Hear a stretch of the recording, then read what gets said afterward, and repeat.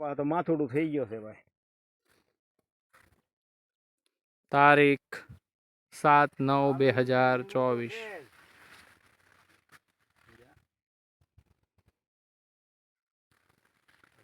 આ કપાસની સાઈઝ મારી કરતાં પણ ઊંચી, એટલે કે મારી 5 ફૂટ ને 9 ઇંચની સાઈઝ છે. તો મારી કરતાં પણ આ કપાસ ઊંચો છે, મારે હાથ ઊંચો કરવો પડે એટલી સાઈઝ છે. અને ફાલ પણ ખૂબ આવ્યો છે.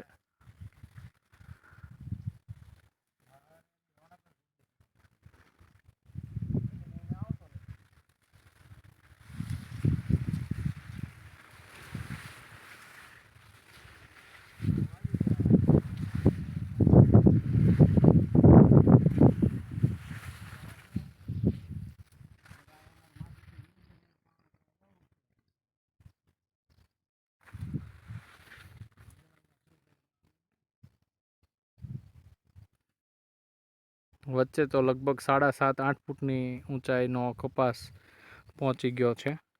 એટલે કપાસની આ સારામાં સારી વેરાયટી અને જાત કહેવાય. અત્યારે હું આ કઈ જાત છે એનું નામ નહીં આપું, એનું કારણ છે કે ભાઈ આનો અમારે પણ પહેલી વખત પ્રયોગ છે. કેટલો આમાંથી વીઘે ઉતારો મળે છે અને મળશે એ આપણે દિવાળી પછી, એટલે કે ફેબ્રુઆરી મહિનામાં ખબર પડી જાય પછી જણાવીશ કે ભાઈ આ કપાની વેરાયટી કઈ છે, કરવા જેવી છે કે કેમ છે. જોકે અમે તો આ વર્ષે ઘણો બધો આ લગભગ 15 વીઘામાં કપાસ કરેલો છે. અત્યારે જે ફાલ અને ચાપકા અને એમાં જે બેઠેલા ઝીંડવા છે, માલ આવી ગયેલો છે, એના આધારે તો ચોક્કસ રેકમેન્ડ કરી શકાય કે ભાઈ આ જાત કર્યા રેખી છે. આમ છતાંય આગળ ઉપર હું તમને સજેસ્ટ કરીશ કે ભાઈ આ બિયારણ લાવવું જોઈએ, વાવવું જોઈએ કે કેમ છે. મિત્રો, અમારે કોઈ દવા ખાતર કે બિયારણનો કોઈ બિઝનેસ નથી. માત્ર આપણા ખેડૂતોને મદદ કરી શકાય એટલી જ આ વાત છે. પ્રોફેશનલી અમે કોઈ પણ પ્રકારનો એગ્રો ચલાવતા નથી, કોઈ દવા વેચતા નથી કે કોઈ ખાતર અમે વેચતા નથી. હું તમારી જેમ એક આધુનિક ખેડૂત છું, યુવા ખેડૂત છું. અને મને જે સારું લાગે છે એ વૈજ્ઞાનિક ઢબથી આમાં જે કાંઈ પ્રયત્નો કરવા પડે તમામ પ્રયત્નો વૈજ્ઞાનિક ઢબથી કરીને હું આ પકવવાની ટ્રાય કરી રહ્યો છું. અને મને જેમાં સારા પરિણામો દેખાય છે એ આપ મિત્રો સુધી હું શેર કરું છું.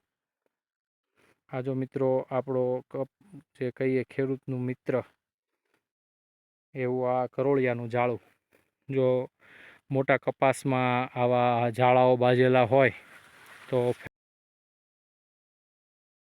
કારણ કે તમારા મોટા ભાગના જે જીવાતો હોય ટ્રેપ થઈ જતા હોય છે.